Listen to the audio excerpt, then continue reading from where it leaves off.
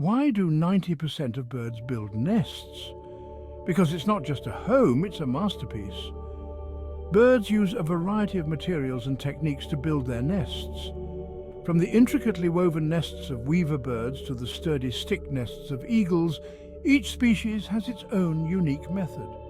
Birds gather materials like twigs, leaves, feathers, and even mud to construct their homes. Some species even use man-made objects to build their nests. The nest-building process can take several days to weeks.